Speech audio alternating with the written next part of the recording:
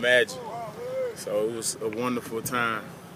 Was there any rust for you, or did you feel like you stepped right back into it and were pretty quick up there? Kind of felt pretty normal. I think once you get on the field, you kind of forget about the injury, and you just it's kind of like the times are old. You kind of just ease your way back in it, and I felt comfortable.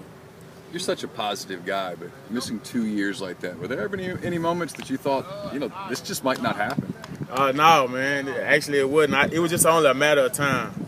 It was only a matter of time for I knew I was going to be back on the field. Now, when I didn't necessarily know, but I knew I wasn't going to quit on my dream of being back on this field. So I knew that was kind of something I wanted to do, and once I put it in my mind I was going to do it, I knew it was going to happen sooner or later. DT, did you wonder, though, if you would be able to get on the field and play with the same effectiveness? Did you wonder if you might be a step slower or something like that? I really did. I got to make sure I don't really put that in my mind, because if I do, then I start playing how I think I'm going to play. So if you just go out there and you play, you don't really worry about what you've really been through and stuff like that. Of course, you got a brace on and stuff like that, but you kind of want to play up to your ability. I know you've tried to lead emotionally and verbally the last couple of years, but do you feel now your words carrying more weight just because you're hitting people out there too? Yes, sir. Yes, sir. It is. It's one thing to lead off the field, but it's one to lead on too. So I've just been very fortunate and blessed to be able to even be back. Like I said, it's people come up to me, after 2 years in different sports and stuff like that, and they kind of called it quits. So, and now people come to me and ask me, DT, how you get through such and such. So I feel like I went through it for a reason. I know I did.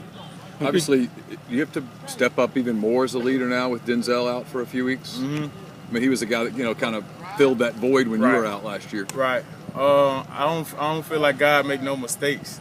I don't feel like that's a coincidence at all. I mean, you don't wish injury upon nobody, and Denzel a tough kid, and he'll be back soon. I mean, he's one of the hardest workers we have, and of course, you know how he plays on the field.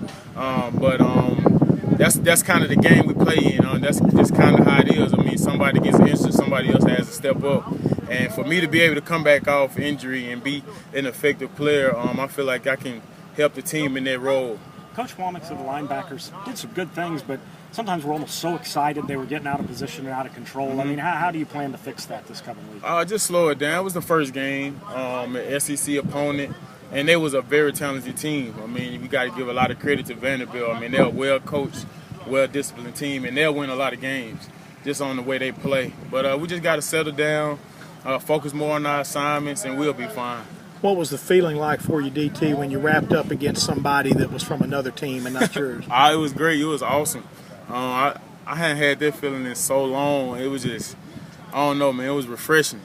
Was it emotional before that game? Very, very, very emotional. Because I know, a lot of people, they take for granted that they're going to play those 4 years straight, or after they get redshirted those 4 years straight. But for me, I thought I was going to play 4 years straight, but to have a 2-year delay and now be able to be back on the field, that's all I could really ask for. Some of those old guys like Joel Kite or anybody get back with you? I always talk to all those guys, Cornell, Allen, Kite, Coach Nix. I talk to all those guys, and they always encourage me, and they talk to me through the surgery and all of that. So them been people that really inspired me and encouraged me along the way.